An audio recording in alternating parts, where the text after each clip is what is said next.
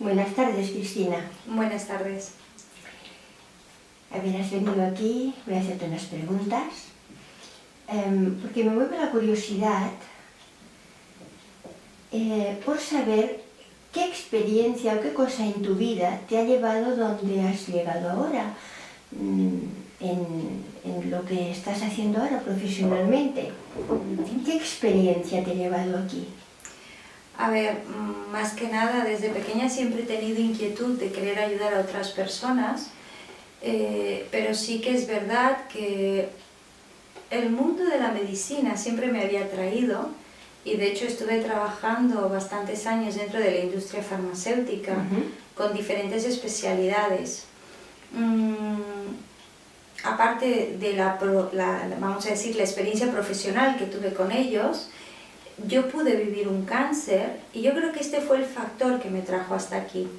A raíz de todas las vivencias que yo tuve, de los conocimientos que tenía sobre los fármacos y un poco la aportación de las experiencias que me habían explicado diferentes médicos de diferentes especialidades, había un denominador común en todas las enfermedades que era el estrés. Todos decían, bueno, uno de los factores de la enfermedad es el estrés. Pero claro, la pregunta es, ¿por qué no se ha indagado la raíz del estrés? A partir de aquí, el hecho de yo vivir el cáncer, me di cuenta que había un factor emocional detrás muy importante. Por lo tanto, empecé a indagar con referencia a este tema, empecé a mirar libros, aprendí mucho de Louisa Hay, estuve siguiendo mucho Greg Braden, Joe Dispenza, Diane Wayne, personas que en un momento dado para mí han sido significativas por todo lo que han ido aportando a lo largo de la historia o del tiempo que ellos, el tiempo que se les ha llegado a conocer. Pero por supuesto también, al darme cuenta que el factor de las enfermedades son las emociones, fue cuando me llevó hasta aquí, al querer empezar a aportar todas aquellas experiencias que yo pude adquirir a raíz de mi enfermedad, poderlas abocar a las otras personas que requerían de mi ayuda. Por este motivo es que dejé todo el ámbito... Dejaste toda tu parte profesional a través de las farmacéuticas para dedicarte Efectivamente, para dedicarme a lo que es el ámbito de crecimiento personal. Claro. Aquí es donde fue la idea de crear primero Horus Kundalini, pero después tomamos la decisión de hacer el cambio por Biosalud Quantum, que es un nombre más apropiado para todas las técnicas que se están llevando a cabo en el centro. Porque biodesprogramación, ¿qué es la biodesprogramación? Y luego me dices holística, porque es biodesprogramación. Siempre había escuchado yo esa palabra, pero luego le pusiste holística. Sí, a ver, biodesprogramación. Biodesprogramación sí. En concreto es una técnica o es una herramienta terapéutica en la cual te ayuda a llegar directamente al inconsciente de la persona, a este mundo oculto de todos los shocks que quedan grabados y que normalmente nosotros no tenemos conciencia, por eso están ocultos en el inconsciente. Esto en cuanto a lo que es biodesprogramación, es desvelar estas emociones, este shock interno en el inconsciente para automáticamente darle mayor comprensión y poderlo ver desde otras perspectivas. Si en un momento dado liberamos esta emoción, automáticamente nuestro cuerpo también puede remitir la enfermedad, hace un cambio físico.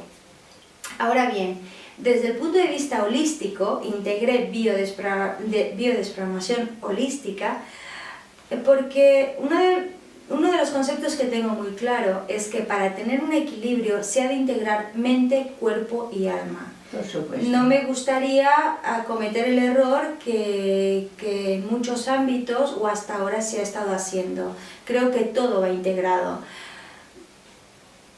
La biodesprogramación como técnica, como terapia, es muy potente. De hecho, me siento muy agradecida a ella porque me ayuda o da grandes ayudas a las personas que lo requieren y bien llevada. Ahora bien, Holística, ¿por qué? Porque para mí es muy importante trabajar también la parte espiritual. Para mí la parte espiritual básicamente es la esencia en sí que somos como personas. Por eso es que somos ser humano, seres humanos, la parte de ser y la parte humana. Quiero integrar las dos cosas y me he dado cuenta que a lo mejor puedes hacer un salto cuántico sin necesidad de ningún tipo de terapia, si realmente puedes llegar a tu propia identidad, conectar con tu propia esencia, con tu ser y automáticamente tratarte con autocompasión, perdonarte, liberarte todo aquello que en un momento dado hasta ahora te había dado o te había creado unas limitaciones en tu vida. Todas esas emociones ocultas. Si tú te entiendes como ser, como perfecto, como una energía perfecta, automáticamente te das cuenta que no hay nada que perdonar, sino que ya eres lo que eres. Es aceptarte como eres. Y a partir de aquí, para mí es la forma o es la mejor sanación que puede haber. Ahora bien, hay personas que puedan tener esta capacidad para hacerlo por la experiencia que puedan vivir y otras que posiblemente pues, requieren de otras técnicas para llegar a este punto. Dime, ¿cómo se puede producir una enfermedad? Hablamos de enfermedad, pero ¿cómo se produce? A ver, una enfermedad es producida por una serie de emociones que en un momento dado son muy repetitivas.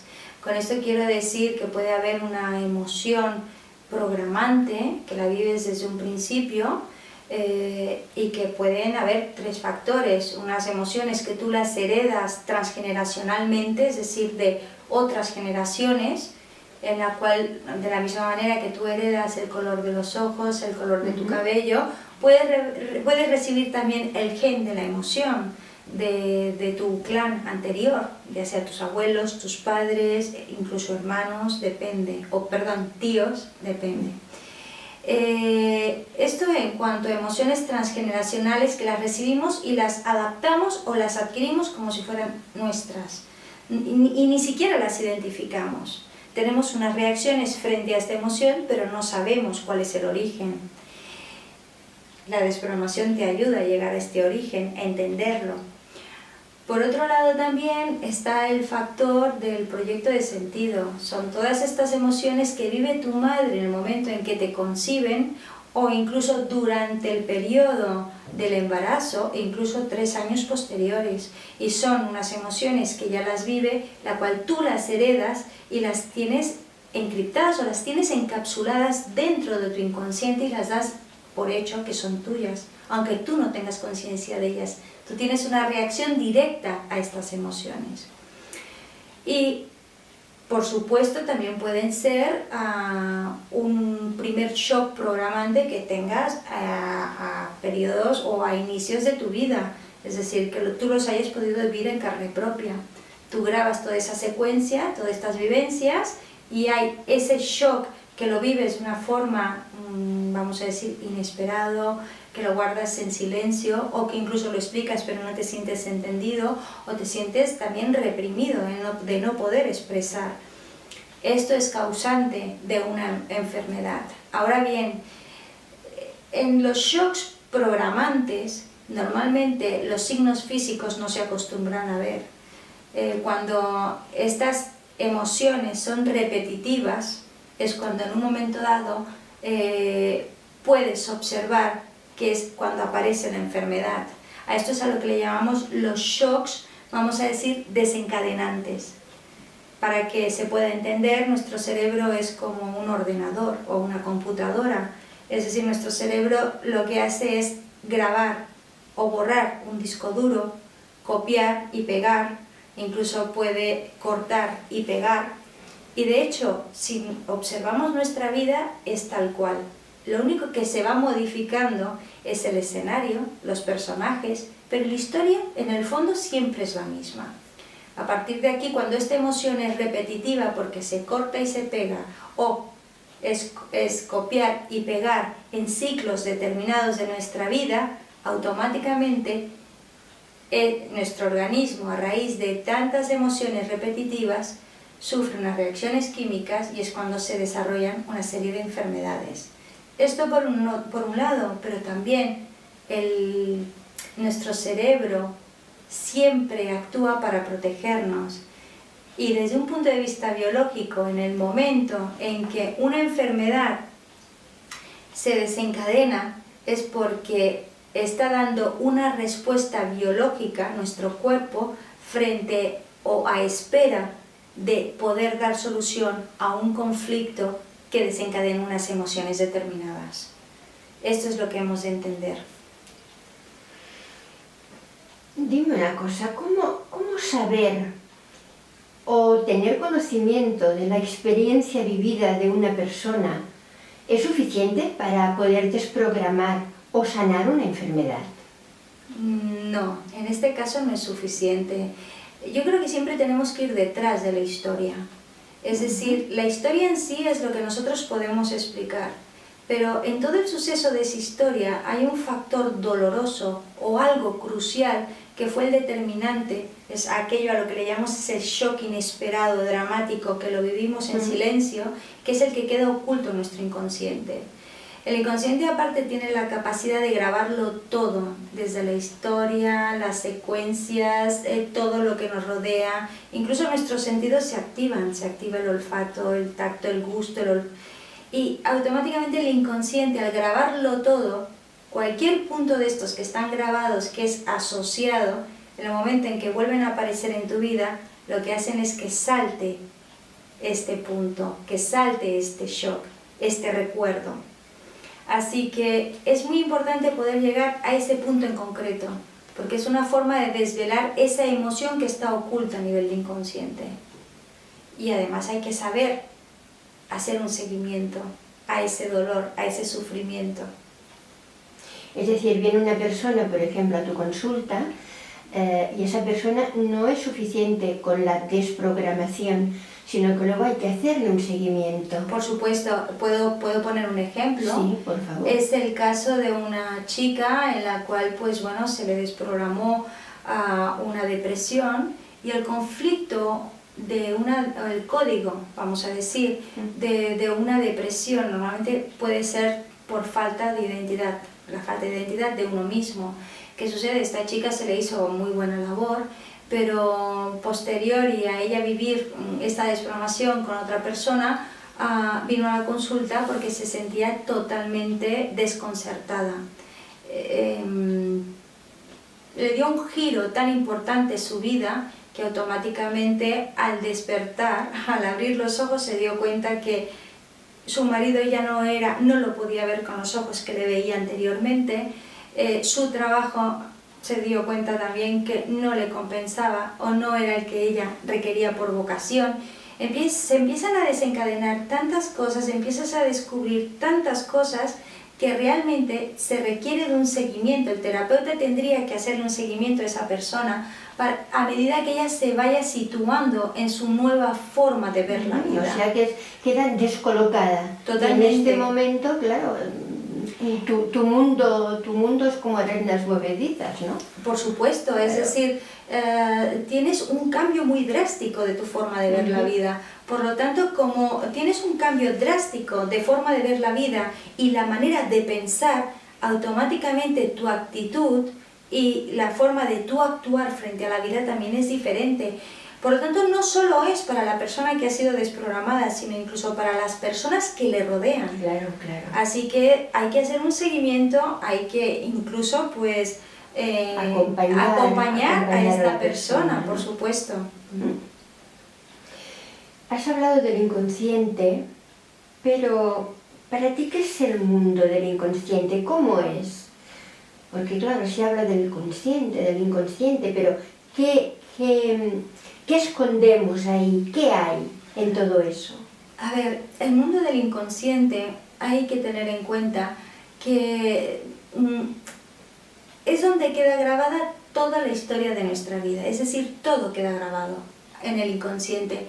De hecho, tanto a nivel de cursos de psicología, coaching, PNL, siempre ponen el ejemplo del iceberg. El iceberg que es aquel en la cual solo la superficie, que es aquello que nosotros conocemos o que tenemos a nivel de conciencia, conocemos de nosotros, que es el 10%, mejor dicho, que conocemos de nosotros. En cambio, está la parte inmersa, aquella que no se puede ver, que es el 90% que nosotros no sabemos de nosotros y que de hecho es lo que nos forma como persona, es lo que forma nuestra personalidad. ¿Qué sucede? Con el inconsciente hay que tener en cuenta que el inconsciente no conoce de factores externos, simplemente conoce el mundo interno, reconoce lo que tú vives y cómo tú lo sientes, pero no desde un punto de vista lo que los otros pueden hacerte.